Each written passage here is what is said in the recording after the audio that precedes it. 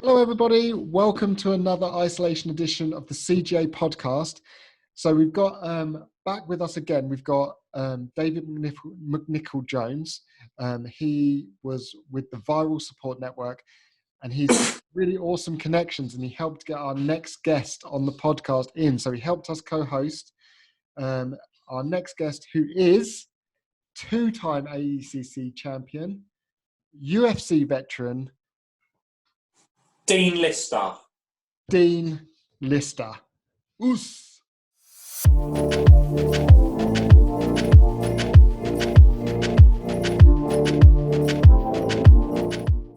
the very near future, when you come into the UK, just putting it out there, look at all this big mat space down here, Dean. All this, and there's no one on it. So yeah, I see. It's crazy. It looks lonely. It looks lonely. The ground looks lonely, unfortunately, you know. What he's doing is he's showing off, because I've got four mats, like the jigsaw mats. They're about this big in my dining room at the moment, and that's lonely enough as it is. Yeah, it's pretty ridiculous.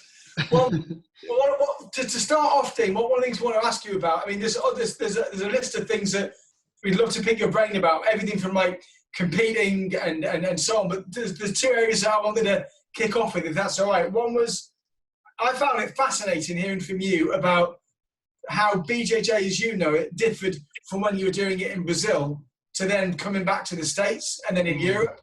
And then also the second thing was how you think this is going to impact, you know, the lockdown, how this is going to impact our beloved and crazy community. That would be the two things I kind of throw in at the start and then see where we go.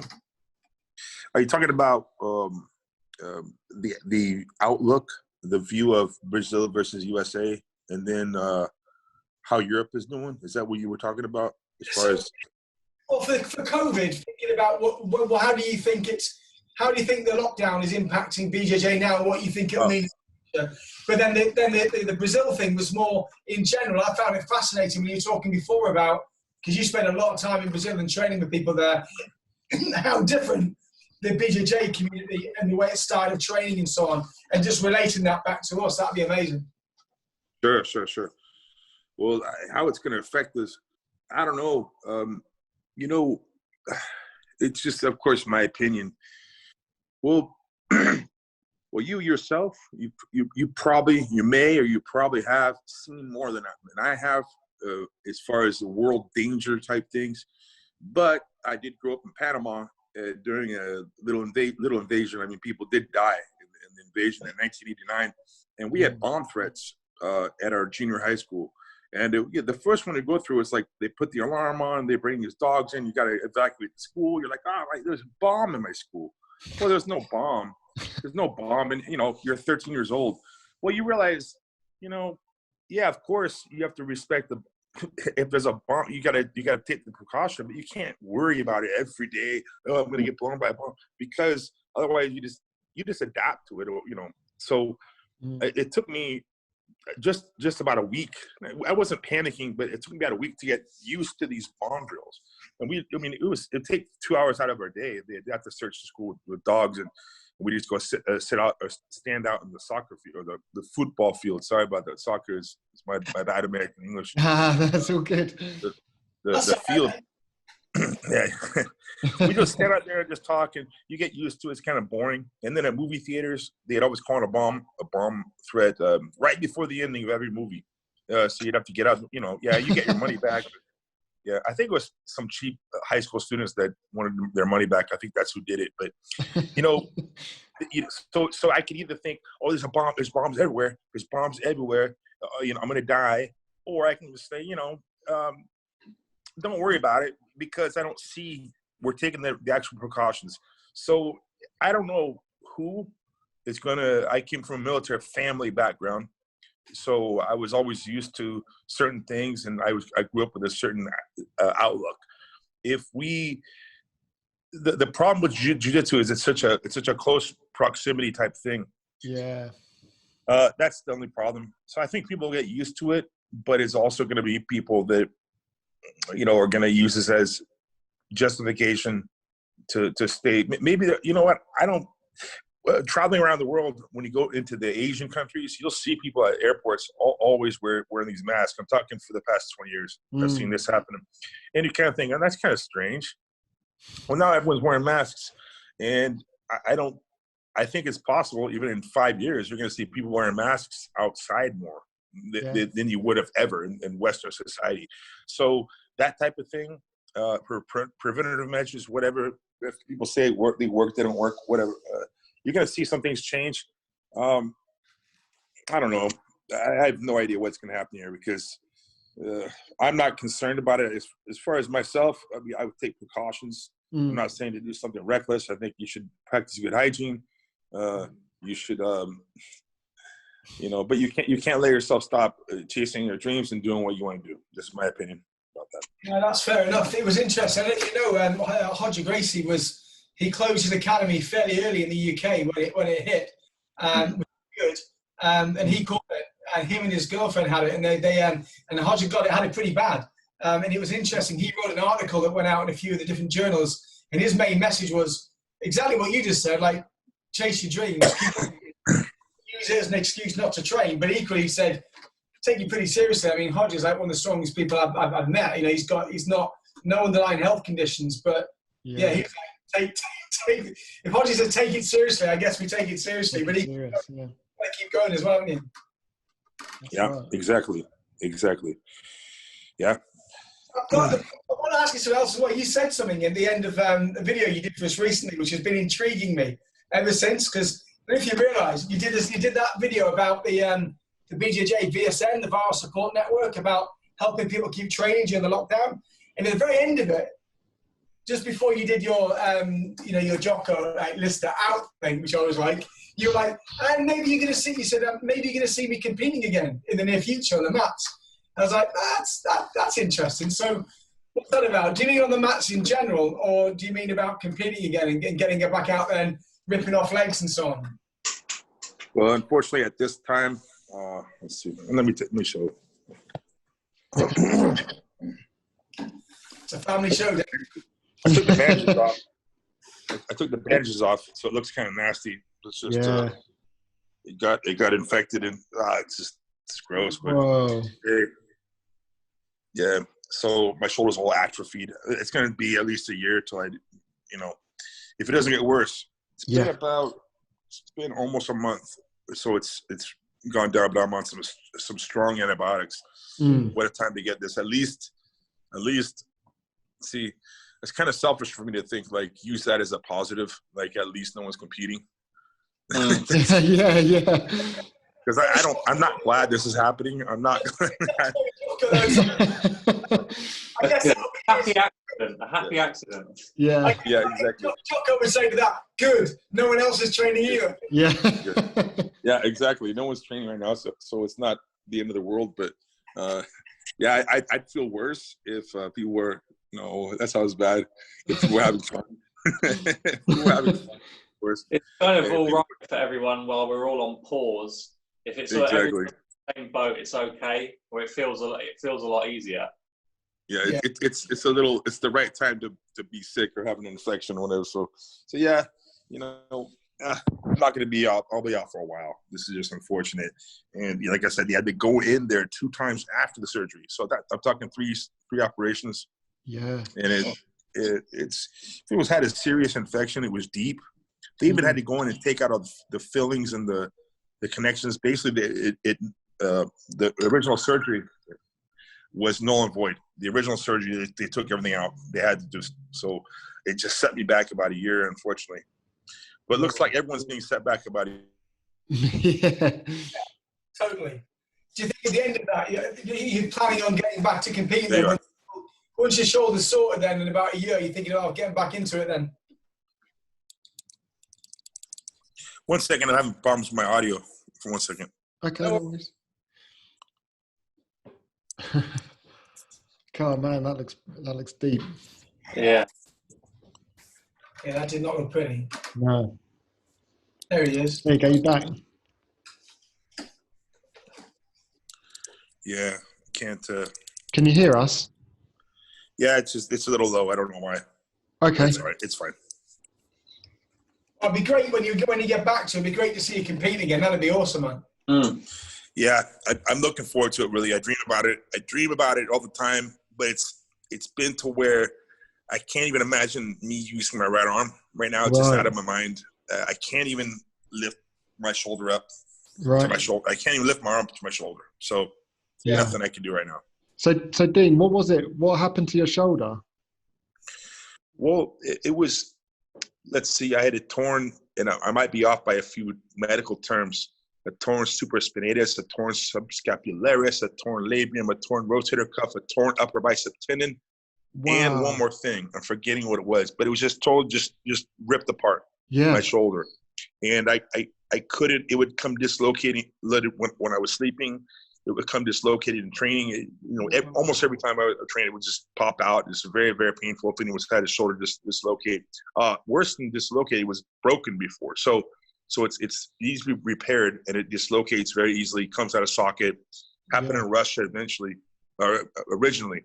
So it's just I needed surgery just to get myself back to competing, and it kind of these things happen every once in a while, Yeah. So was it a training accident? Was it, or just something that's been an issue for a long time, and that you decided to get it sorted? It's been my left leg and my right arm, and my right arm has just been my worst. I had bicep surgery on this about 12 years ago when I was in the UFC. I snapped my bicep on the same shoulder. I think that led to some reoccurring problems, put some strain on my shoulder. Yeah. It's also the arm that everyone attacks for some reason. Jocko attacks. Jean-Gilles Barreau had this arm. People they seem to know, don't they? Yeah, I got some COVID right now. Yeah, exactly. People just seem to know. When you're injured, they seem to attack that injured body part, don't they? It doesn't matter where it is. They just seem to hone in on it. They can smell the weakness or something. It could be. That's what Josh Barnett attacked. I mean, I tell you what, everyone just like, it's just the way it is. So it's just been my lifelong curse with this arm, Yeah. So was it from the dislocations then? So did it dislocate first, or was it because it was all torn up that it was dislocating? I don't really know how to answer that. Dislocated from the injuries. And the injuries may dislocate, and there's just. So was it? Yeah, it dislocated and got injured. Right. And then I got injured, and it would dislocate more and more. Oh, okay. I understand. Yeah. So man, that's a crazy injury. So did you get is it staph that you got in when it was infected? Yeah, they took a culture of it when I was sleeping in Brazil, and it came out as to unidentified. And I'm like, what do you mean? Is it like from space or something? They're like, no. It just didn't show up. It was undetectable. So whatever it was, that makes sense. Have you ever heard of that? A bacteria that they don't know what it was? I mean, I don't know. I'm sure they can figure it out, but there's just one test that came back inconclusive. So they're just putting me on a wide spectrum antibiotic. So I don't know. I hope that heals really quick, man, because that doesn't look nice, and it must be really frustrating. Even when even in lockdown, people can still train and keep their fitness up. So I'm sure you'll be keeping mentally strong. But I hope that heals really quick, man. Yeah, I hope so too. I want to get back. Once again, if everyone was having a great time, I do wish everyone this wasn't happening. But I think I would feel worse. So So maybe this is is not good, but I guess misery loves company. So. What comps are you aiming to do, Dean, when you can get back on the mats in a competitive scenario? Are you looking to do some super fight type scenarios or more tournament? What kind of thing are you aiming for? Yeah, super fights almost for sure. The tournament, I was 37. No, I was 39 last time I did Abu Dhabi. It was in Brazil, but I was 37 when I medaled. I took silver. It was in China, and when you do 8 matches, at that level, when you're late 30s, early 40s, it really, it's especially. Well, I was getting fast finishes you know, so that was helping me. But at the end of the day, I was just so worn out. And then I had to face Kenny Cornelius, and I couldn't really move my shoulders. So I was like, that's not a good sign. Yeah. So it's more like your age. It's more like how long the tournament goes. It's going to impact you more when you get older. So I think the super fights, and I can face a younger person. It's not a problem to do that. But it's like having these no time limit matches. You know, when I was younger, I thought that was really cool. And now that's a little harder when you get older. It's just to do those. You know, you get the young guy. That's his forte. That's what he does. He has the gas tank, and now the gas tank isn't as much. So, I'm gonna get in there and then do my job. You know, I don't want to look at these tournaments where you're doing eight matches into, unless that's what's offered or something. I'm looking more for the one match.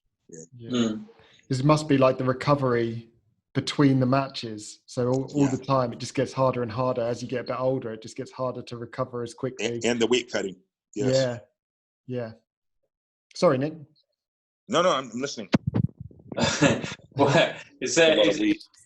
had you got anything like plans, or were you waiting to get the shoulder done and then see what, you know, put yourself out there and see what comes to you? Yeah, no plans at all. I just have to. We're looking to get this gym back and running as soon as we can, when it makes sense. Then I'll just be teaching. I'll be down in Brazil again with my lady, my girlfriend, hanging out. I think people will still be kind of like reserved in life for a little bit, but in Brazil they're already back. They already opened up the country, not 100%, but they're already. It didn't hit them nearly as bad as USA. Right. So that's good for Brazil in general. I was in Porto Alegre, which is South Brazil.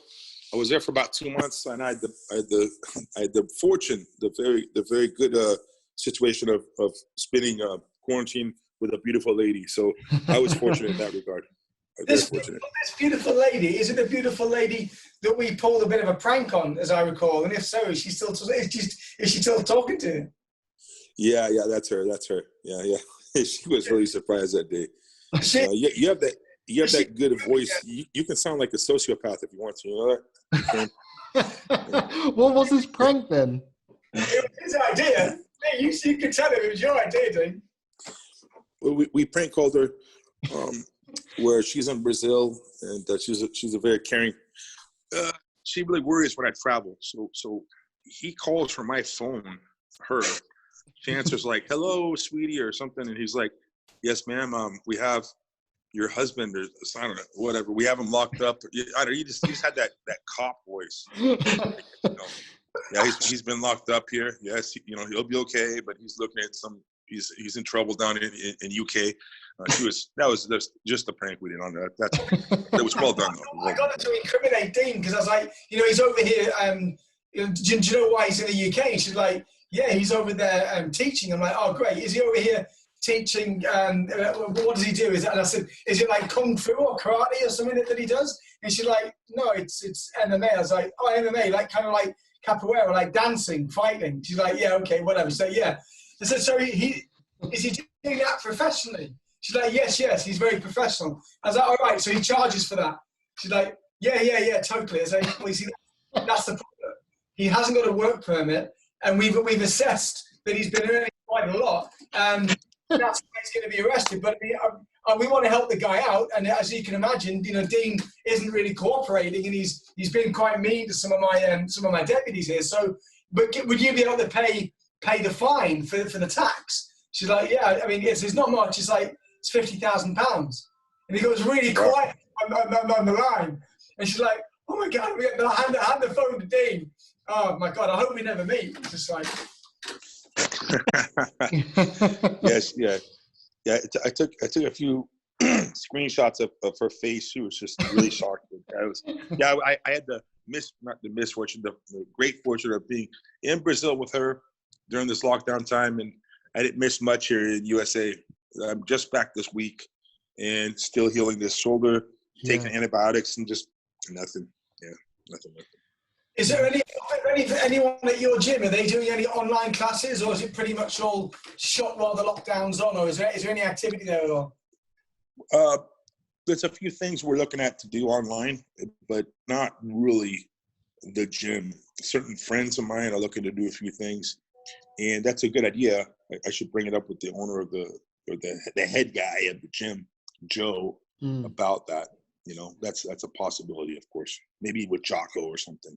If we can help with that at all, because one of the things we're doing is we're doing an article next week in Jiu-Jitsu Times, and we've also got some things coming out from Maurizio and so on with this virtual support network, where people who've got a good name like yourself giving some online class or a short video with people who can train, but things like the training dummies, or your teddy bear, or your pillow in your gi, anything like that from someone like you would be really inspirational for people to keep them on the mats. And as you know, in the VSN, the deal we've done with people is we're not charging anyone. All we're saying is, please keep paying your own membership to your own gym. And then if everyone collaborates with that, if we can help and do anything with your guy Joe at the gym there and get some more stuff put out there, just keep people paying the gym so we've got somewhere to go back to when the zombie apocalypse is finished.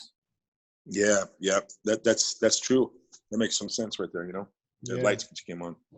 It's the most important thing, isn't it? To keep the places going.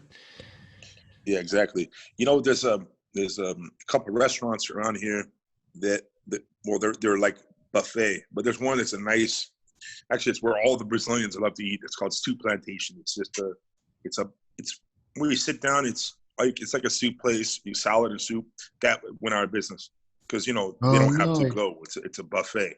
Yeah. So there's a few businesses that are just really hit hard by this. The takeout businesses are doing pretty good actually. Yeah. Yeah, I think, for sure. I don't know what the plan is in the States yet. I know it's different depending on the governor and the state where you are. But in the UK, we're on like phase 4 or 5. Almost the last. It's funny that the British government's plan pretty much states the last thing to open is going to be close contact gyms. So, you might as well say BJJ is the last thing that's going to come back in the UK right now for good reason. And I guess it's going to be similar out there. Yeah, anything that's that much in proximity is going to be an issue. Unfortunately, just that hit our sport hard, But that's pretty much the same thing here. I think so. Yeah. Yeah.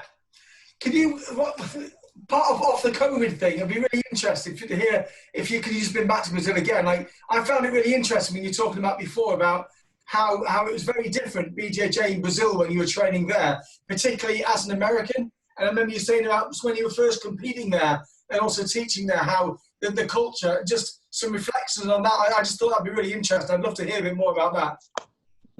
Are you talking about politics or what are you talking about? Whichever about politics would be interesting, but I was thinking about how you found it because you were quite early as a highly graded person from the States out in Brazil. And I think you found it quite interesting and quite challenging, but obviously you did really well there. Yeah, I think maybe you're talking about something that I was asked at our seminar about. Roughly the question I get asked a lot in Europe in general is hey, Dean, I noticed that Brazil and USA, they have a big leap on us in experience. What do you think about that situation? Because I'm a European, or it could be any other country outside of let's say USA or especially Brazil.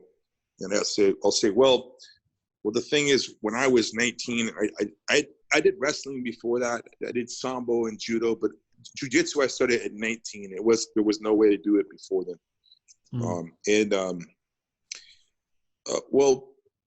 Okay, the first tournament I ever competed in was the Jean-Jacques Machado, or the RCJ Machado tournament at the Los Angeles Police Academy in LA, of course. And they had 5 super matches, or super fights at the end. So the tournament went all day. And then they had 5 matches. At that time, there were only about 10 American, let's say, black belts from the USA, about 10. Yeah. So there's, I don't know, hundreds or thousands of Brazilian black belts, but there's 10 from the USA. So they had 5 of these gringos faced 5. The 5 Machados actually. All 5 of them are. There's 5. Let's see, Machado brothers. So they all 5 had a match with the Americans, and every match was about 2 minutes long. It was like the Machados were so far ahead of the Americans. It was not embarrassing. It was like it was awe-inspiring. Like it was not cringe. I don't know how to even put this in words. It was like they knew they were going to win so easily. Like they had their babies on the edge of the mat, ready to pick up and give speeches. Like they put a little hat on the baby before the match, and I'll be right back. And the thing is, it was takedown, pass, mount, back, choke, and every match was about 2 minutes long or less. So I was thinking, my goodness, the Brazilians are so much better than the Americans. And I went to one of the American black belts. I forget his name, and if I knew his name, I wouldn't say it right now. I asked him, "Hey, professor," he said, yes, youngster, what do you think about this, about how Brazil is so far ahead of USA right now? Like, is there any way we can compete against these Brazilian athletes? They're super good. And I'll never forget what he said. He said that, no, they're too good. He said, how old are you? I said, 19. He goes, they've been training since 4 years old. So by the time they're 19, what chance do you have? This is a black belt telling me this. It's not very positive, if you can catch my message here. And I was I go, well, what if you train hard? He goes, yeah, but they train hard too in Brazil, and they've been training for so long. So I'm I go, thank you. I walked away a little sad, actually, because I love jiu-jitsu, training hard, competing. And after about 10 minutes, I said, nah, screw that. Even though, of course, he's a black belt, I didn't have to listen to that because that was a complete limitation. And that could have been something that the 5 Americans had in their head. It's an intimidating thing. These guys have, plus the Machados are up there in history, They're absolutely way up there in history as far as what they've done and the achievements they've had. So the question is, if I'm from Europe or I'm from some other country outside of USA or Brazil, how can I compete? And the answer is, of course you can. Just stay with it. And the level in Europe is getting much, much, much better, especially have all these high-level Brazilian black belts like Estima, Braulio, his brother. You have Hodger, of course. You have a lot of people that live in the UK and training, and now you're having original UK fighters. Yeah, I even trained Bisping on his first, at the Ultimate Fighter show in 2006. Yeah, I remember that. It was awesome. Yeah, I trained him. I was his coach for those 2 months on filming the show, and there weren't many UK fighters that were known, but now there are. There's a lot of real tough household names from the UK now. So it's interesting to see how things change, and that was my little thing about Brazil, USA, and Europe, USA, and Brazil, whatever. That's what I believe. It's my number one question I ask when I'm in Europe about training. That's really, really interesting. And I asked it really badly, so apologies, but the answer was awesome. And the thing I took from that is that whole, you listened to the advice and then ignored it and thought, I'm not going to let this limit my belief in what I can achieve. And that's just a really good message. It's the kind of message that people in our sport or any sport want to hear from people in your position that can say, yeah, you might be starting it really, really late. You might have any kind of disability, but actually just hold with it and stick to your dream. And I think that's really inspirational. So thanks for explaining that. I know you get asked that a lot, but it's such an inspirational thing. It really is. Yeah, it really is. So what, Dean, what was that experience on the Ultimate Fighter like then? Well, for those who don't know, on the Ultimate Fighter, that was season 3, and I was the assistant coach with Tito Ortiz, and we faced up against Ken Shamrock. So there's 8 fighters on each team, and there's 2 weight divisions. So there's 16 guys on each team. And I'll tell you what, the kids, I was almost on that show. As far as not a coach, I was almost one of the competitors. Instead, they wanted me as a coach, which was fine. For those 2 months or so, maybe it was about 6 weeks we filmed. in Vegas, they the fighters, they're on this house, nothing to do. There's no TV, there's no magazines, there's no books, there's no cell phones, and they fill the house with liquor, all the alcohol you can drink. Whoa. And they put you with personalities you're gonna clash with, have issues with. Of course, they'll put the strict religious guy next to the atheist. They'll put the big drinker next to the guy who doesn't touch. You know, they're gonna put the guy who doesn't believe in relationships with the married guy. They're gonna have all these things together to cause drama, and of course there is drama. So these guys go kind of like nuts. They haven't seen a woman for, I don't know, 2 months or something. Just going crazy. I, however, had my own apartment, and yeah, I was a coach and I was getting paid. I was getting paid and I had my own apartment, and I was in Vegas. It was a crazy time. So that was a life-changing experience. But that's also right before I hurt my bicep. So I got around, probably not the best environment for a fighter living in Vegas. And if you do that, you have to learn how to get away from the Vegas-y type lifestyle or what's associated with it. Matter of fact, now if I go back to Vegas, I almost get like PTSD. I want to get out of there after 2 days. I just want to get out of there. I don't like Vegas now. Is it just like a crazy party atmosphere then? Is it like really crazy party atmosphere? Lots of stuff going on. Too many distractions. Yeah. It's just that, and also you see every 2 years it turns around. Whereas when I was there, I knew everyone at every place by name, and then when I came back 2 years later, that all rotated around. I didn't know anyone. So that place will use you up and spit you out. Really, the city of sin. It's an evil city. It really is. Good people there, but it's an evil city. You got to be careful. You got to watch your back there. In that place. So just before lockdown, I was in Vegas just before lockdown with Tim Kennedy out on the sheepdog response stuff, and it was amazing. Like about half the people that were on the course were staying in Vegas, literally on the strip in some divey hotels, and then the other half, including me, were staying just outside Boulder, and I was in a little RV camper van. Looking at the desert just outside Boulder, and it was amazing driving in and doing the sheepdog stuff with Tim Kennedy's lot. But I couldn't wait every day to get out, drive over to my little trailer, and sit in there and just look at the desert. You're quite right. Vegas is just like next level lunacy. It's just I think it's a really good place to go and visit and see some of the best shows. But I mean, staying there, I can't imagine what it must be like living there, or as you had to be there for quite a long time doing the show and on the fight circuit. It's just, it's a very, very strange place for sure. Some really good people there, but wow, it's a very strange city. Yeah, it is. What's the closest you have in the UK? Is it Blackpool or something? What's the closest?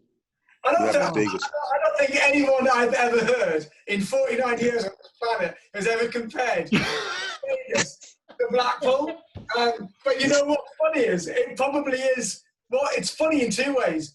You're probably right. It is and no way is Blackpool. Like, if I see the show, if I took you to see the best show in Blackpool, and then you took me to see the best show in Vegas, let's just say I saw the better show. If you know what I'm saying? Yeah, right. Yeah. Well, you got some pretty good comedians up there in the UK. Got to take me to see. Oh man, yeah. As long as I get to see a few of your comedians, I don't need Vegas. Vegas is, like you said, we have the circuses. You got those. It's all around the world has brought their best acts to Vegas. It's pretty incredible. It's true, you know. We had a client who his cousin. He's a high net worth, and his cousin was turning 23. And in this particular family, they got their money when they turned 23. So this guy was getting in excess of like $5 billion as his inheritance. He managed to spend nearly a fifth of it before then with bank loans. But anyway, he wanted to have his 23rd birthday and his coming of age thing in Vegas. And I promised, out of sheer sarcasm, I said, yeah, we can do it, but I'm going to have to go there with the team and be in Vegas for a week, see all the best shows, check all the hotels, do a whole recce for a whole week. I swear to God, it was sarcasm. And the manager went, well, of course. I was like, so, we were in Los Angeles at the time, and we'll do it now. So we hired a Corvette and a Mustang, and we did a road trip from Los Angeles up to Vegas. We went to see Cirque du Soleil. I think, the water one was on. We went to all the best. We had a Secret Service guy there who was walking us around all the different venues. We did that for a week, and then went back and picked up the client, and then went back and did a whole week with them. And just, I've never seen such incredible debauchery. We were staying at the Wynn Hotel, which has the nightclub, what's it called? Not X, XS or whatever. At the time, it was one of the best nightclubs in the world. The act was amazing. You know, they had that. The funniest thing happened though, and somebody you know very well, Dean, was at this particular party. I'll say it offline, but someone you know extremely well was there. And when we went to see the nightclub, they've got it's an indoor-outdoor nightclub. There's the indoor bit, and then the outdoor bit where the cabanas and the swimming pool is. And the DJ is on a circular, articulated stage, so it all rotates around. So he or she can play outside or inside. Anyway, we took the clients in, including someone you know really well, and the clients were like, the VIP area is too far from the DJ. Tieste was playing and David Guetta, and the clients knew the DJs. They're like, we want to be on the stage with the DJ. I'm like, well, that's not where the VIP area is. It's not big enough. And they were like, I'm not kidding. They went, we'll make it bigger. This is coming up to Labor Day weekend in the States. I was like, I'm pretty confident we can't shut this nightclub for a couple of days and re-engineer this stage, but I'll ask. So I asked the hotel manager, and they're like, yeah, of course it can be done, and it'll cost X. Went to the client, and they're like, we'll do it. So they actually closed this nightclub for 2 or 3 days, rebuilt this stage, and then one of your good friends, Dean, and the other clients, was sat on this stage with DJ Tieste and David Guetta for 2 or 3 nights. They ended up pumping more medical-grade oxygen into the nightclub so they could keep everyone going and going and going. I saw something I've never seen before, which was that in the pool cabanas outside, there's a wall, like a 16-foot wall that separates the pool area from the main drive behind the Wynn Hotel. You get private ambulances parked on the other side of the wall, feeding over air tubes and IV drips of vitamins and so on into the cabanas. And some of the clubs were like dodging around, and like as you saw them starting to go down, you take the cabana lying down, they put a drip in with your vitamins and your fluids, stick them on oxygen, they spend half an hour there and come out ready to go again. We did that for 3 days. Wow. If you tried to do that in Blackpool, it would be I'm just saying. The best you can get in Blackpool is those helium balloon things that people... Yeah, shot. But I saw Dean on, because I watched the Ultimate Fighter series from like the first one through to about the 7th one. I was like super keen to order the DVDs online to come like ages afterwards and whatnot. And sometimes when you like turned up for training and stuff, you looked like shocked and surprised at some of the behaviour that seemed to be going on. Like when you go to the house and you're like looking around, like what happened here? So did you get any like steers from the production team or anything like what you're walking into? Because there was some crazy stuff going on. Oh no, that was happening all the time. There's stuff they cut out. There's stuff that they kind of embellished a little bit. Yeah, there's always some drama when you have 16 guys. You have their 16 different egos and different personalities, all living in close proximity, and alcohol's involved. It's going to change a lot of things, you know? Yeah. So no, it was that was just normal, everyday stuff. And we were training twice a day, and the training was at least 2 hours each, maybe 3 hours. So we're training 6 hours a day for 6 weeks. And imagine, like most of the guys are young and drinking and they have their problems. So it was kind of a crazy environment. Yeah. And they were fighting regularly as well, weren't they? They were fighting really regularly. So, I mean, that's quite a brutal training regime. And then to fight on it as well must be really hard on them. Yeah, they had fights, was it twice a week or something like that? Yeah. So, so of the 16 people, guys on the show, 2 different weight divisions, they're going to have 2 fights a week, basically. About 2 fights a week. Then it gets down to the finals, and they wait for the final match for the public, of course. Yeah. So yeah, it was a crazy regimen. Yeah, the Kernow Grove was on there. We had We had Josh Haynes, who's now a cop in Vegas. Is he? We had Shamrock was there, and it was Shamrock versus Tito Ortiz, and that thing is, people thought that was scripted. That was not. Tito and him really did not like each other at all. Even a clip that you could find on YouTube of me holding them. I get in the middle. Oh, yeah. They're gonna fight. Yeah, and I get pushed around like a ping pong ball. The thing is, that was not scripted. It looks like it was, because Shamrock has a little bit of that WWE type of flair. Yeah. Hey, a little more of that. But Tito was really upset about that. And people thought it was a joke, and everyone froze, and I got in the middle of them because I could tell it wasn't a joke. And if I didn't step in there, I think someone would have got smashed in the face. Pretty sure. Yeah. Have you rolled with Ken or Frank Shamrock? What was that? Have you rolled with Ken and no? Neither. Back when I was about 21, I've had several matches with Ken Shamrock's guys.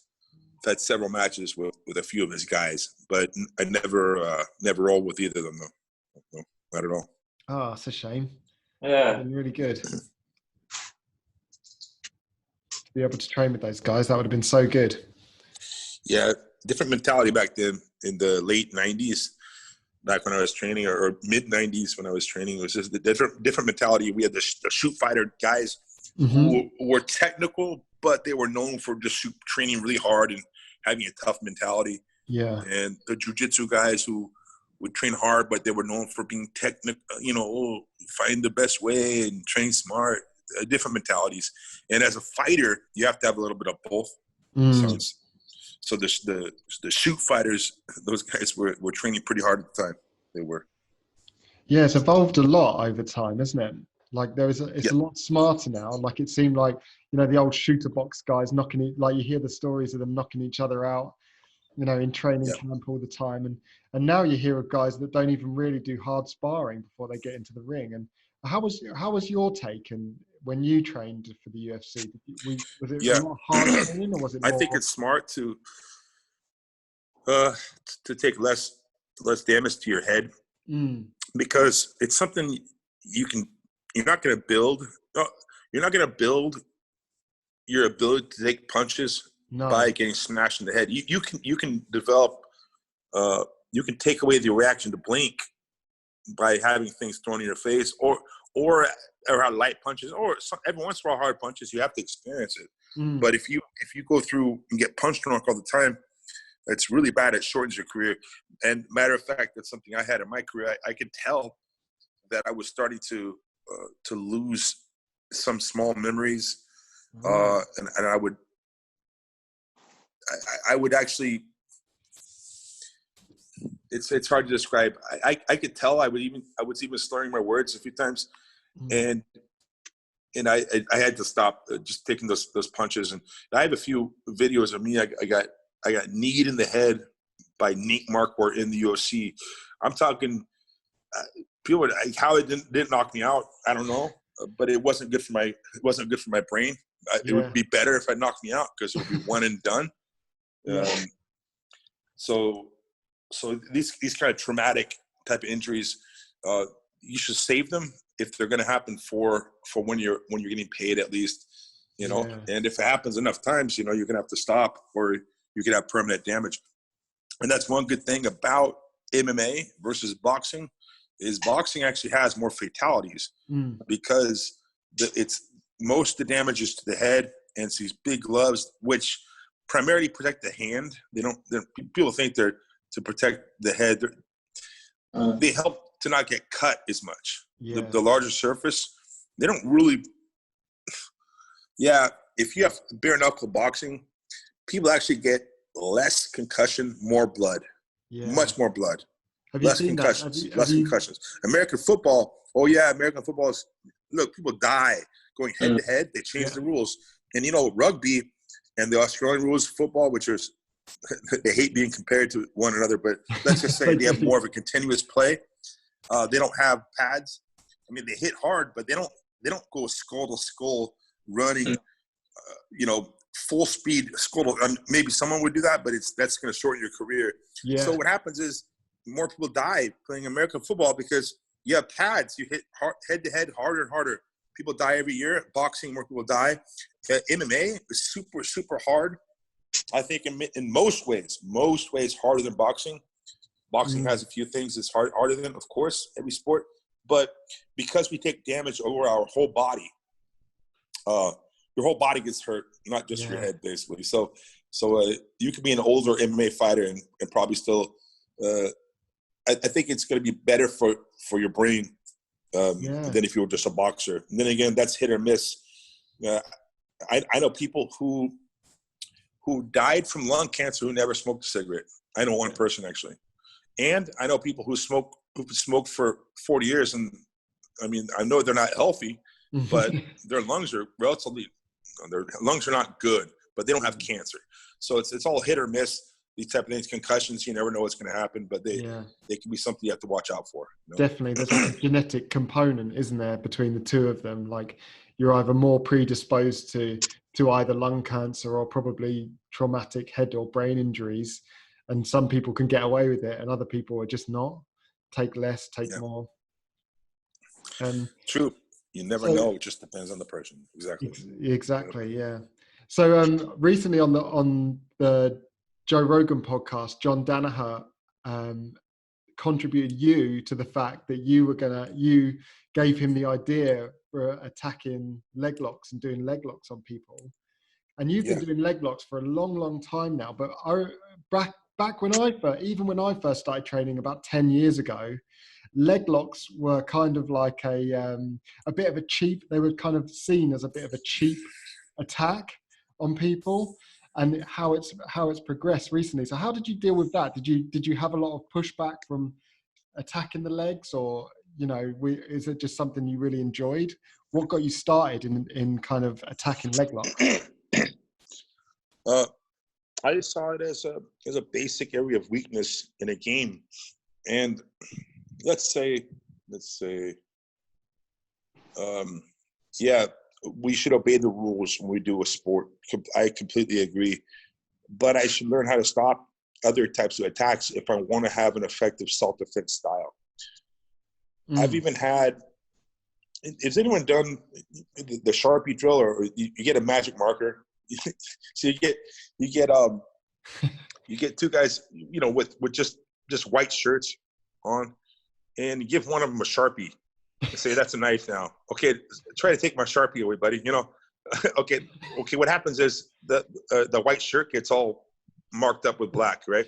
So it's not as easy to take away the knife from the guy that overhead swings like Jim Carrey or whatever. It's a little harder, right? If someone has a Sharpie and you don't, and you have these white shirts on, you could wear safety goggles or whatever, but it's a nightmare. So you look at like what's real.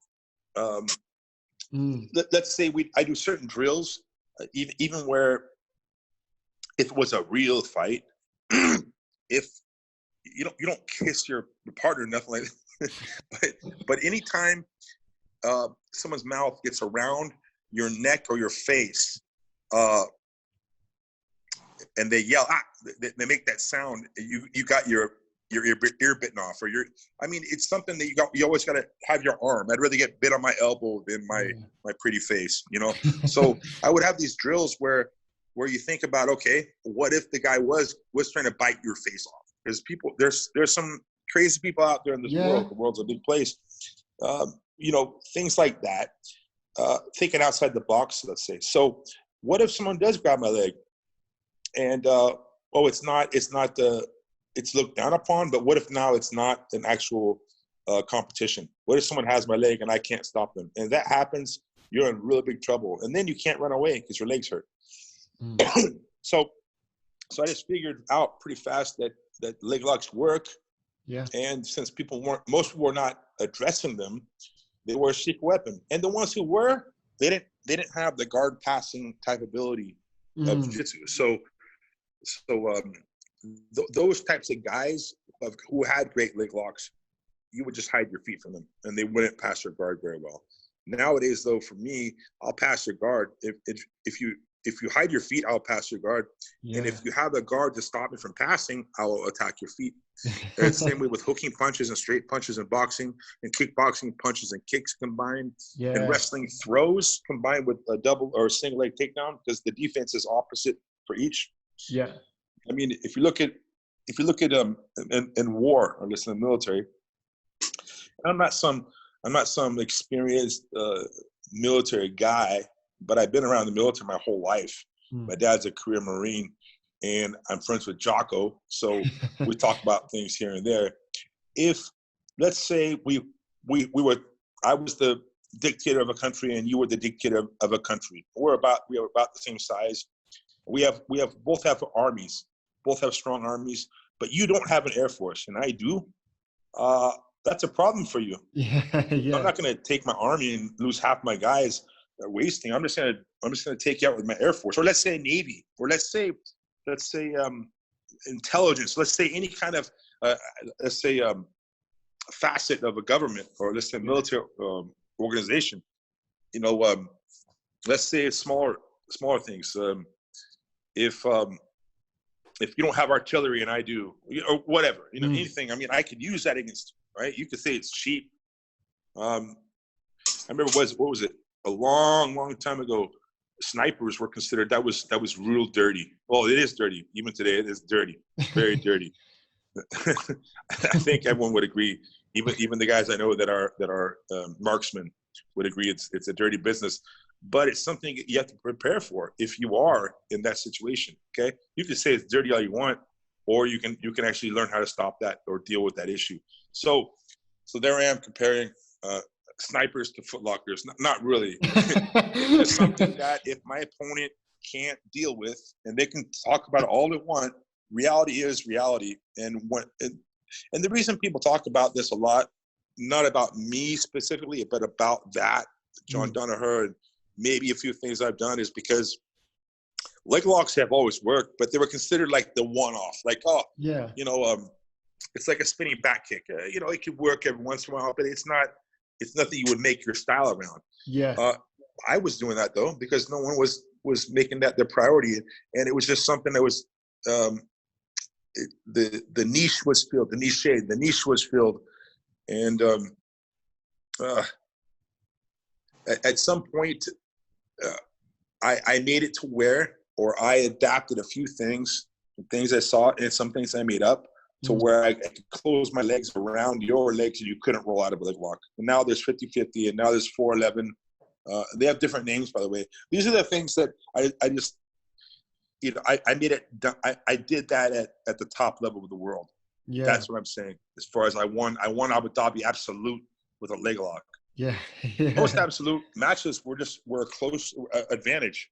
Yeah. It was 40 minutes of back and forth, and then at the end, the Ray one guy's hand. That was most of the super fight matches, and the absolute finals. People get so they don't want to take a chance, and they're pretty boring. They used to be boring. Now they're more exciting, I think. So yeah, I won in 2 minutes with a leg lock. What the hell? And the guy I faced, of course, is a maniac. He's very good.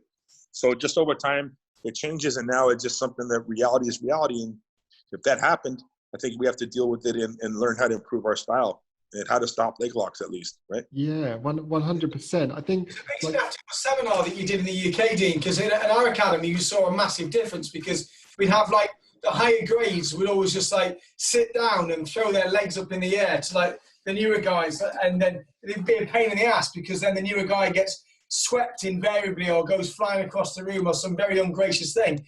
But it was interesting, the weeks after your seminar, whenever people who hadn't been at the seminar would sit there and they'd scoot down and they'd be throwing their legs up, being a real pain in the ass. And the guys and girls who'd been at your seminar were thank you very much, I'll have that, leaning back and then doing it. What they weren't doing was what you were doing in the seminar, screaming, reap the knee.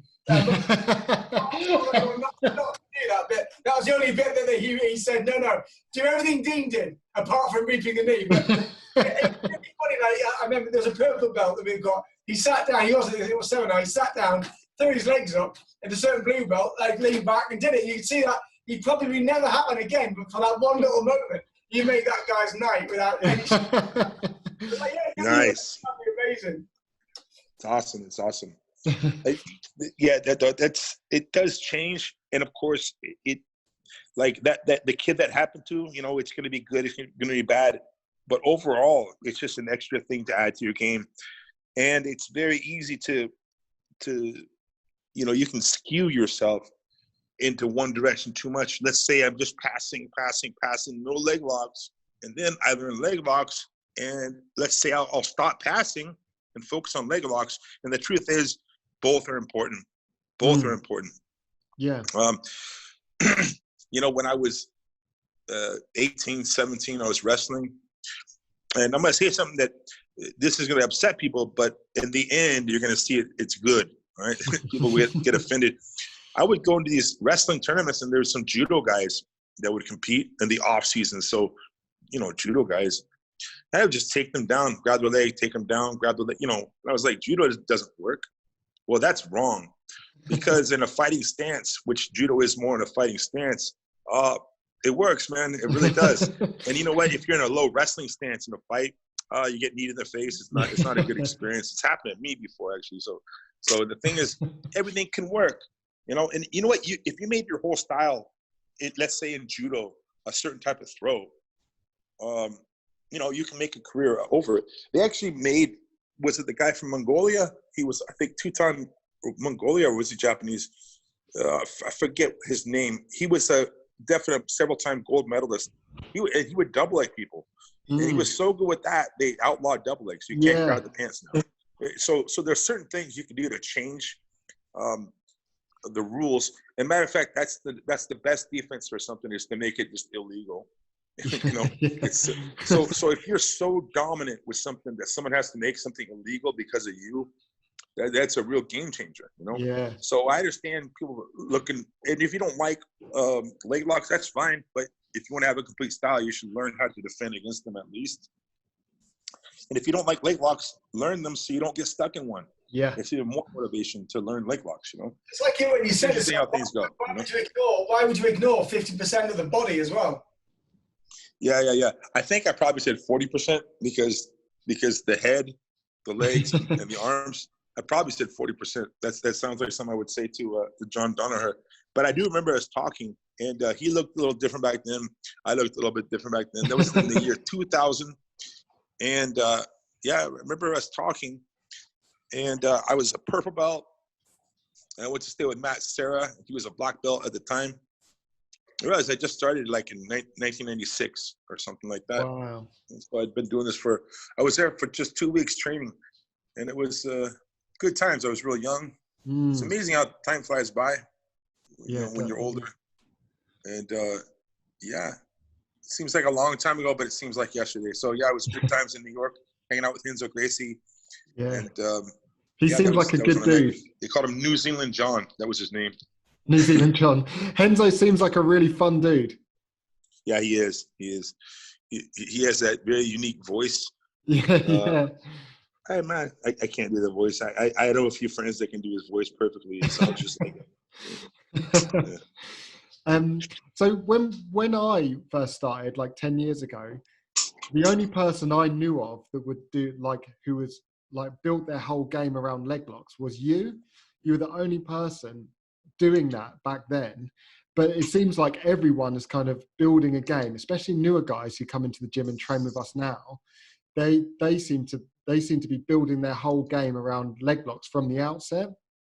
And what do you think took so long for it to come through? Because everyone knew, like I said, like 10 years ago, everyone knew what you were doing and you were effective with it, like so effective, but no one would take it on as their own game. No one thought about, I'm going to build this into my game until the last few years. What do you think? Well, I'm not sure how much I had to do with that.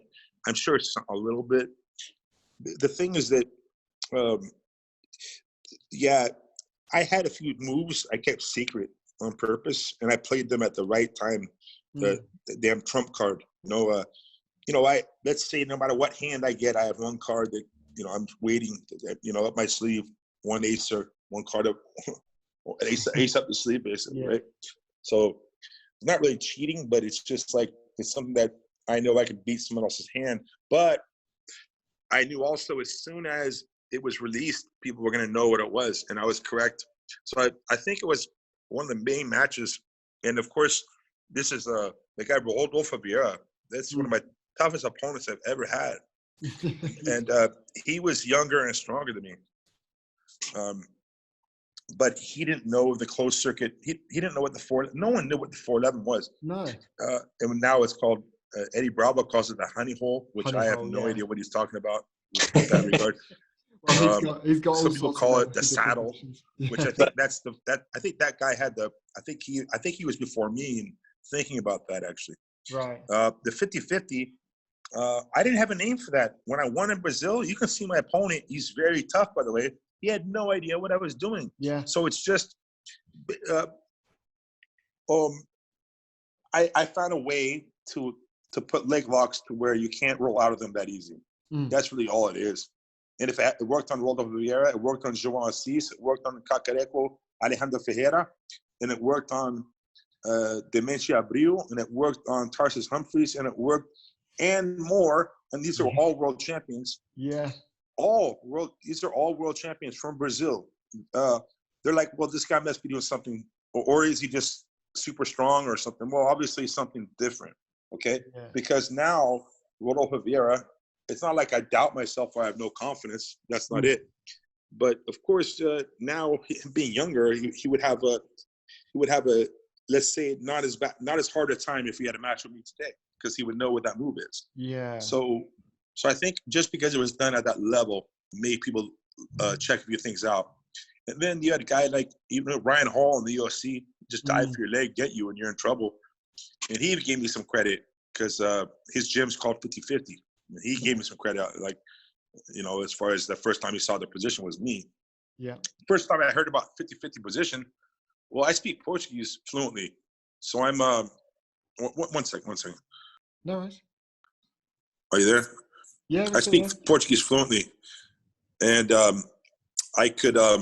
Your video's gone. I can understand in Brazil, when I won in 2003, they were saying, this is bullshit. This gringo, which in Brazil it means foreigner. That's all.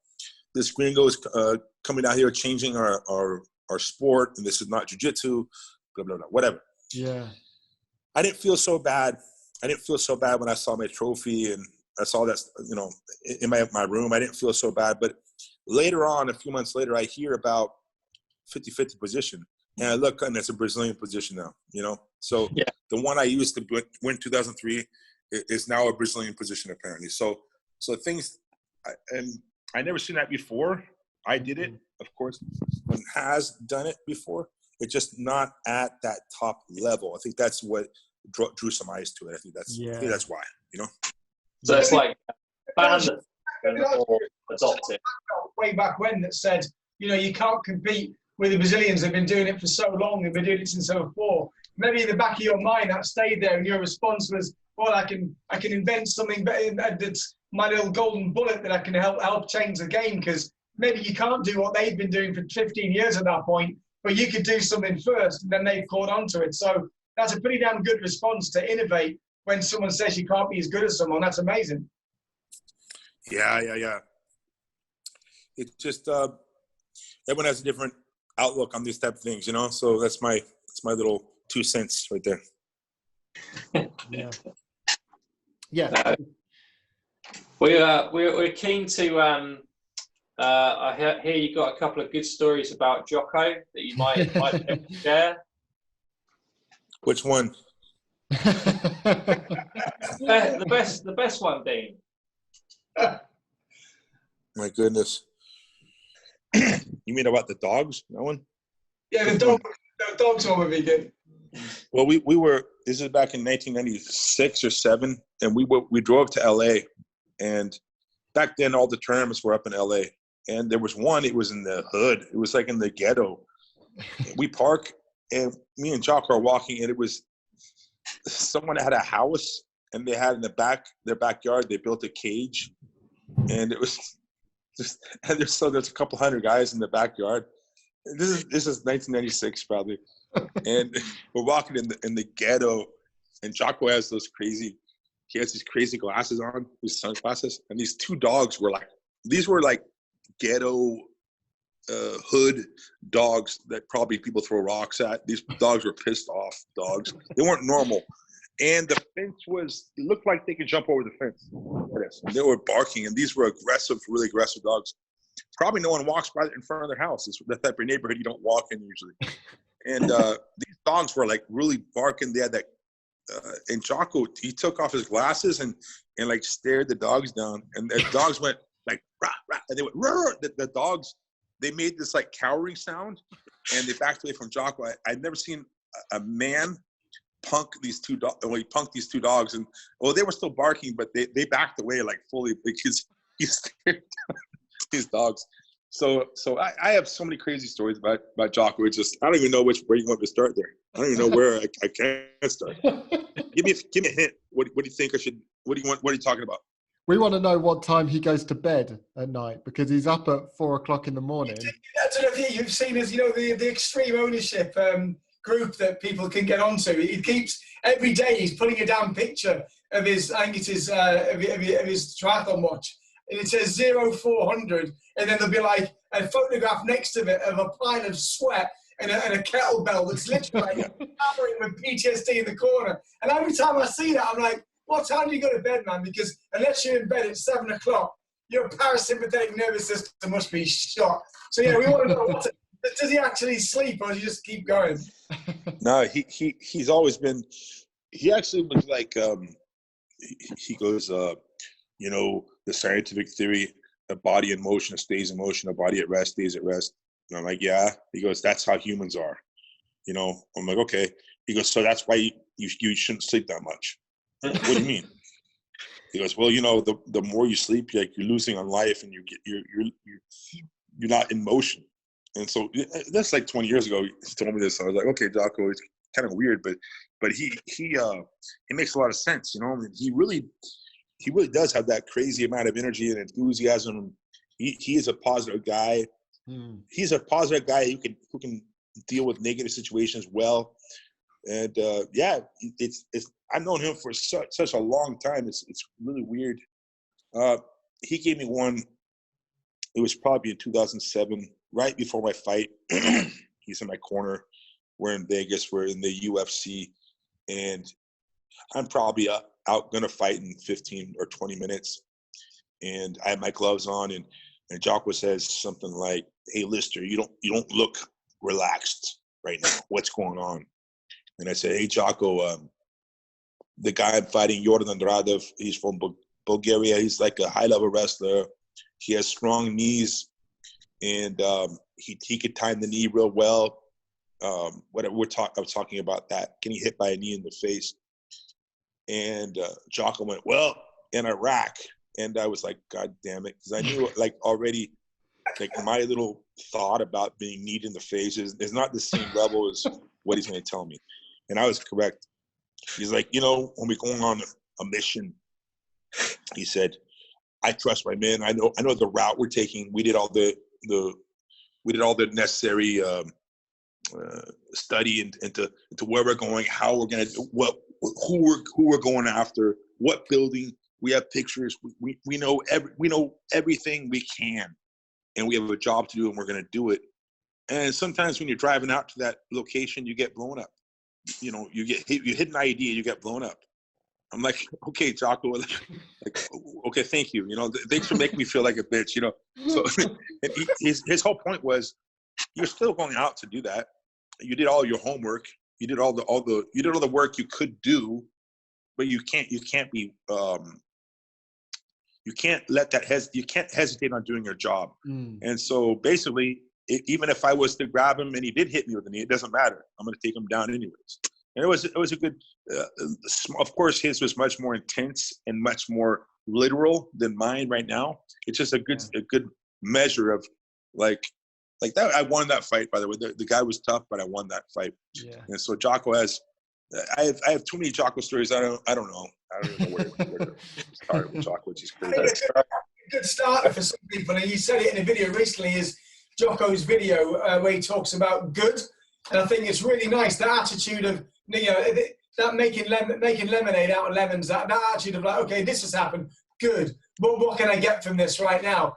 And I know that, for example, with Echelon Front, his company, one of the main things that they were doing like last year was going out doing the whole corporate leadership, resilience, continuity, and like a champion mindset thing. And when the lockdown happened, it's kind of interesting because you think, okay, how's that going to go?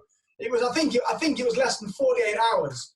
They'd already flipped to doing online consultation. And a lot of the clients were like, well, we didn't think we were going to be able to see you. It's like, we got the internet, right? You can see us, and they flipped to like the online consulting. So that attitude of like something bad happened, just saying good and getting on with it, it's amazing. And it sounds so obvious, but it's not so easy to do, right? Yeah, he finds his ways, and yeah, he finds like, okay. I have another story, but real fast. I'll make. He goes. He comes back from somewhere, and he goes, Dean. I had a fight in 2 weeks from that time. He goes, Dean, how much do you weigh? You look kind of like fatter. You look big. You look heavy. I said, I'm 218 pounds. He said, Dean, aren't you fighting like really soon at 185? I said, yeah. He said, what the fuck, bro? Like, what's up? You're going to cut all that weight? I said, yeah, no problem. I know this trick. You put Epsom salt in the bathtub, you lie down, you lose. He goes, I said, my friend told me you lose 10 pounds in a half hour. And Jocko goes, have you tried it yet, dumbass? And I said, no. So he goes, try it, man. And they called me afterwards. And I think he knew, like that was just BS. I got Epsom salt, and I tried it and I got out. I lost like a half pound. It was not the same. It just didn't work for me that well. I called Jocko, and he's like, "You're really a dumbass, man. You really fucked up. Tomorrow at 6 or 5 in the morning, meet me at the beach." He has a house on the beach, by the way. So I meet him at the beach, or right next to the beach. He said, "Let's run," and he ran with me for 3 hours. He did it himself. He actually ran with me, and he said, after this run, you could have a can of tuna, and water. And like, whatever. I did that, not every day, but I made the weight, and he did it with me. That's the big thing. He actually ran with me. He ran with me. And we even like swam around some cliffs, which, by the way, anyone listening, don't do that unless you're a very strong swimmer, because he's a Navy SEAL, and I'm just a Cali kid who can swim. Okay. But I no one listen to this and think I'm going to swim around some cliffs in the ocean. It's pretty dangerous. Okay. But we're running in these neighborhoods, and then along the beach, and he just goes straight into the ocean. And I go straight in the ocean with my, I follow him, of course. We're swimming around these cliffs. We walk, we get out. We ran for 3 hours, and we swam. And I made the weight. So Jocko really, he does live by his own whatever. So even though I didn't see him do the kettlebell at 4 in the morning, I believe he did. This is how he is. I believe he's a man of action. The kettlebell's in the corner crying, surrounded by a puddle of his own sweat. I believe that is his own sweat. I believe it is, yes. Yeah, I think that kettlebell's now checked in for like therapy somewhere. Yeah. We've got a friend who trains at our club, and he's been, for about a year now, he's been trying to get a sub 7-minute 2,000 meter row. And he's a big guy. He's over 6 foot tall, like over 100 kilos. And he's trying to get this sub 7 minutes for a year. But every time he goes for it, he puts a little picture of Jocko up on the rower to give him motivation to get there. So yeah. Just because he sees Jocko in his head. He is an intense guy for sure. He definitely is. Did it the other day as well. Shout out, Chez. Did it the other day with Jocko's face on the rower, staring at him, telling him not to quit. Yeah, it's funny. He had these. One time, he's like, all right, conditioning round before I was in the UFC. There was a beam, like you have to jump to hit it. Yeah, come in. Hello. Yeah. What's going on? Are you working out in the room here? Yeah. You are? Okay. I'll get out of here. Yeah. Are you going to be doing drilling and hammering, stuff like that? Yeah. All right, cool. It's no problem. Sorry. One second. No worries. I'll just go. I'll be right back. No, it's okay. Sorry about that. That's all right. That's okay. We're having some maintenance done here. Yeah, no problem. Yeah. Oh, my goodness. As you can see, I'm actually at my gym. That's nice to see it. Must be weird. Gym's not open. Yeah. It's nice to see it, though. I've not seen the inside of your gym yet. It looks good, man. Yep. Good on my mats. It's It been a long looks time. massive. It looks huge. I wish my speaker didn't break on my phone. I can't hear it. I have to Oh, hold. man. Okay, I'm listening. I said it listening to you. looks huge there. Looks massive. Yeah. Yeah, everything here is real big. Yeah, we got like, my goodness, the gym is so big, it's crazy. It really is. Yeah. I can't imagine what people would give to have an empty gym with what looks like about 150 square meters of mat space and a Dean Lister sat there. And the cherry on the top would be a slightly injured Dean Lister as well. It could be an amazing time to work on your leg lock and actually be able to come out and say, I almost beat Dean Lister, but I'm thinking still not. Man, that would, I can't even do anything with this arm right now. So I have this little fear about someone just attacking me right now. Thank God no one's here right now on the mat. I don't know. Wow, it looks like people are coming in. Yeah, they're actually having So he's doing a little maintenance downstairs. All right, cool. Yeah, cool. Yeah. All right. Yeah. Sounds like a good time to get maintenance done. That's a Jocko thing. Like, oh, good, the gym's closed. Now we can get all the maintenance done that we couldn't get done for the last 6 months. Probably, yeah. Look at that. Discipline equals freedom. Oh, wow. That is amazing. Yeah. Hey, Dean, I just got one more question really for you about MMA these days. With the do you think that do you think the fighters are like just too good to heel hook in MMA, whereas you see the heel hooking and leg locks in in grappling so prevalently, but in the MMA you don't see a lot. No. The thing is, you also don't see a lot of head kick knock. I mean, what I mean is, there's people who can consistently land head kicks like Crow Cop, but average person doesn't do it. I mean, it's something that they know about, but it's not like that's what they're known for. Crow Cop, I was actually living in Croatia. I trained with him for years, and wow. he wins most of his fights by left kick to the face, and of course it works. If he does it, he's done it for a long time. It doesn't mean that everyone can do it, So it's just another weapon to have. And if you find something, one of your weapons works very well, then you can use it. So there's some people, like, for instance, I said Brian Hall. He does it real good with leg locks, Toquinho as well. So, no, it's just something, if you know about it, you can use it. Now, here's the problem. If you go for a leg lock in MMA and you miss it, now you've given up a big element to your game. Now the person's on top punching you. So that might be why. But then again, also, if I go for a triangle and you pass my guard because of it, does that mean triangles don't work? Yeah. It means you countered my move. You saw me, or I mounted on top of you. I'll go for an arm lock, and now you're on top of me. Arm lock didn't work. Well, you use it against me. You know what I'm saying? So any of these attacks can be used against you. Leg lock specifically, though, if you miss one, you're getting punched in the face. So that may be why. But you look at Ryan Hall, you look at a few other guys. Gary Tonin is now fighting. And Toquinho, I mean, they've won most of their things off leg locks. Yeah. Toquinho got knocked out one time going for leg lock, but one time versus 20.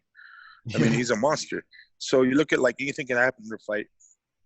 One interesting thing, when I was training with Crow Cop, he knows very well about clinch with knees. He just doesn't like to. He prefers to punch and kick. So he faced Alexander Overeem. Overeem, of course, was like 6'5", and he has that game. Everyone has something that you're going to naturally gravitate towards to make your style stronger in any kind of martial art. In boxing, liver shot is one of the most painful things you can go through as a fighter. But you can't just specialize in only liver shots. No. There's people who will make a career off of doing that a lot, but you have to be well-rounded and then have a good liver shot. okay? You can't just throw an overhand right. You have to, or just a left hook. You have to be well-rounded, and then you can have a good overhand right. So the thing is that the guys in MMA, they're going to be tough, especially when you get to the UFC. They're all tough. At that point, you basically imagine in the UFC, everyone's tough. That's basically a good general comparison I can make. Everyone is tough. But yeah, leg locks are just it's another part of the game. And yeah, people can win off anything. They can lose off anything. Elbows. If you go to Thailand and train, there's people who specialize in elbows, but that's not all they do. That's not all they do. There's people who specialize in kicking. There's people who specialize in long range knees in clinch. They all work, and you can base a strategy around something, and everything can win a match or lose a match. But you have to be well rounded, you know. So of course it'll work in MMA for sure. Yeah. Do you think maybe like leg locks will get more? People will be doing leg locks more in like high level competition like the UFC and MMA, because it's kind of like a specialized position. It's only really come through jiu-jitsu properly in the last few years. Do you think it just takes a little while for it to filter through, for someone to be able to figure it out for MMA, and then you're just going to see everyone attacking legs all the time? I mean, I saw one, I think it was last night actually. I don't want to spoil anything if anyone is you're a UFC fan, but there was one yesterday, a leg lock. He pulled guard actually. It was really good. It's really nice. But yeah, he pulled guard, finished with the leg lock. It was really nice because he was getting beaten on the feet. It was just a really good turn. But do you think it will take a little bit of time before people start doing it? Well, in May, you have the other factor of you have to hit the ground to do it, because in grappling, there's not a lot of consistent standing submissions that I know. A guillotine, a kimura, like standing submissions, not a whole lot that are high level. Yeah. Okay, so in grappling, you know it's going to hit the ground eventually. You know it is. In MMA, you never know. There's some people that all they do is just, their whole life is just get back to their feet, back to their feet. Yeah. It's more like a wrestling type thing. So you're going to see it. You already have seen it in MMA. It's just not going to be as common. Right. Common. Because there's so many different strategies. There's people that just stay away. There's people who, if someone was to come throw really hard punches at me and I took them down very easily and I'm on top, then yes, a leg lock would be much easier. Now, me personally, if I fought right now and I got somewhere, I have a high chance of finishing a leg lock right now if I was in a fight. Yeah. If I get someone's leg, it's going to be pretty much done. If it was an MMA fight, if I was on top or bottom and I had someone's leg, it's going to be a problem for anyone. So yeah, it just takes time, but it's like any other weapon, Yeah, I agree.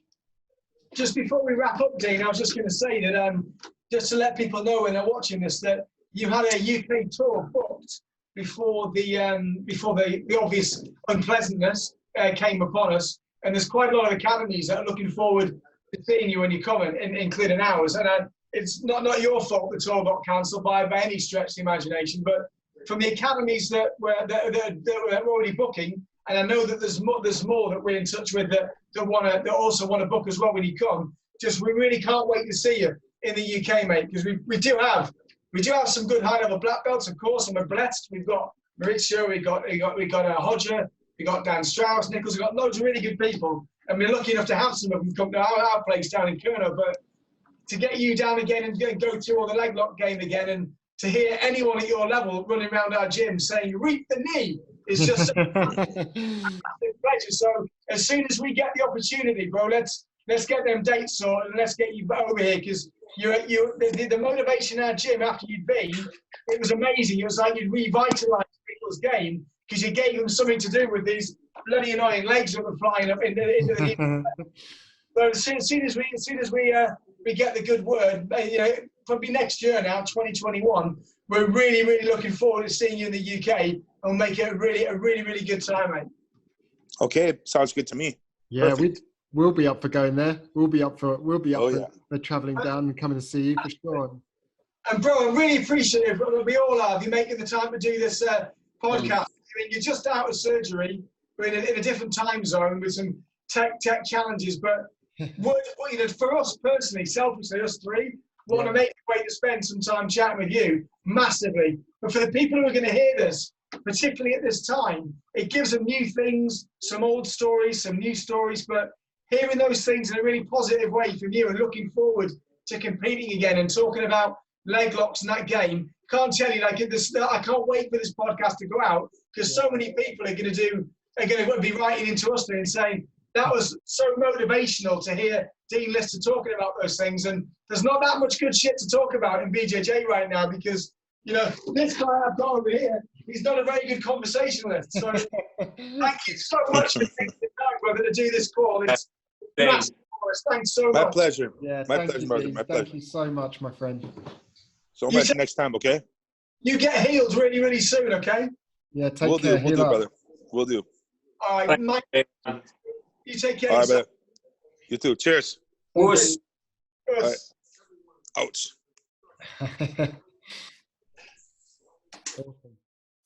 Awesome.